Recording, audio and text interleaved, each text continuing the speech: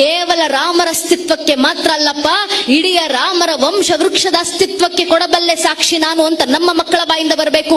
ರಾಮರ ದಯೆಯಿಂದ ನಮ್ಮ ಮಕ್ಕಳು ಹೇಳಬೇಕು. ಮೊದಲಿಗೆ ಬಂದದ್ದು ಶ್ರೀಹರಿ, ಶ್ರೀಹರಿಯ ಮಗ ಬ್ರಹ್ಮ, ಬ್ರಹ್ಮನ ಮಗ ಮರೀಚಿ, ಮರೀಚಿ ಮಗ ಕಶ್ಯಪ, ಕಶ್ಯಪನ ಮಗ ಸೂರ್ಯ, ಸೂರ್ಯನ ಮಗ ಮನು, ಮನುವಿನ ಮಗ ಇಕ್ಷ್ವಾಕು, ಇಕ್ಷ್ವಾಕುವಿನ ಮಗ ಕುಕ್ಷಿ, ಕುಕ್ಷಿಯ ಮಗ ವಿಕುಕ್ಷಿ, ವಿಕುಕ್ಷಿಯ ಮಗ ಬಾಣ, ಬಾಣನ ಮಗ ಅನರಾರಣ್ಯ, ಅನರಾರಣ್ಯನ ಮಗ ಭೃದು, ಭೃದುವಿನ ಮಗ ತ್ರಿಶಂಕು, ತ್ರಿಶಂಕುವಿನ ಮಗ ದುಂಡುಮಾರ, ದುಂಡುಮಾರನ ಮಗ ಮಾಂಧಾತ, ಮಾಂಧಾತನ ಮಗ ಸುಸಂಧಿ, ಸುಸಂಧಿಯ ಮಗ ಧ್ರುವಸಂಧಿ, ಧ್ರುವಸಂಧಿಯ ಮಗ ಭರತ, ಭರತನ ಮಗ ಅಶೀತ, ಅಶೀತನ ಮಗ ಸಗರ, ಸಗರನ ಮಗ ಅಸಮಂಜಸ, ಅಸಮಂಜಸನ ಮಗ ಅಂಶುಮಂತ, ಅಂಶುಮಂತನ ಮಗ ದಿಲೀಪ, ದಿಲೀಪನ ಮಗ ಭಗೀರಥ, ಭಗೀರಥನ ಮಗ ಕುಕುತ್ಸು, ಕುಕುತ್ಸುವಿನ ಮಗ ರಘು, ರಘುವಿನ ಮಗ ಪ್ರಬರ್ಧ, ಪ್ರಬರ್ಧನ ಮಗ ಶಶಂಕು, ಶಶಂಕುವಿನ ಮಗ ಸುದರ್ಶನ, ಸುದರ್ಶನನ ಮಗ ಅಗ್ನಿವರ್ಣ, ಅಗ್ನಿವರ್ಣನ ಮಗ ಶೀಘ್ರವೇದ, ಶೀಘ್ರವೇದನ ಮಗ ಮರು, ಮರುವಿನ ಮಗ ಪ್ರಶಿಷಕ, ಪ್ರಶಿಷಕನ ಮಗ ಅಂಬರೀಷ, ಅಂಬರೀಷನ ಮಗ ನಘೂಷ, ನಘೂಷನ ಮಗ ಯಾತಿ, ಯಾತಿಯ ಮಗ ನಾಭಾಗ,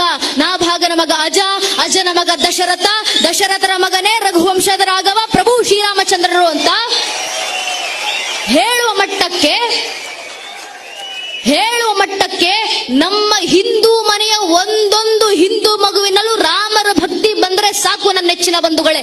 ಇದೇ ಧರ್ಮ ಜಾಗೃತಿ, ಇದೇ ಧರ್ಮ ರಕ್ಷಣೆ. ಇಷ್ಟು ಧರ್ಮ ಜಾಗೃತಿ ಮನೆ ಮನೆಯಲ್ಲಿ ತರೋಣ. ಮುಂದೊಂದು ದಿನ ಈ ಸನಾತನ ಧರ್ಮವನ್ನ ಅಲುಗಾಡಿಸುವ ಸಾಮರ್ಥ್ಯವೂ ಜಗತ್ತಿನ ಯಾವ ಬಾಹ್ಯಶಕ್ತಿಗೂ ಇರೋದಿಲ್ಲ. ಇವತ್ತು ನಾವು ತೊಡಬೇಕಾಗಿರುವ ಸಂಕಲ್ಪ, ಆ ಸಂಕಲ್ಪದ ಸಾಕಾರಕ್ಕೆ ಇಡಬೇಕಾಗಿರುವಂತ ಮೊಟ್ಟ ಮೊದಲ ಹೆಜ್ಜೆ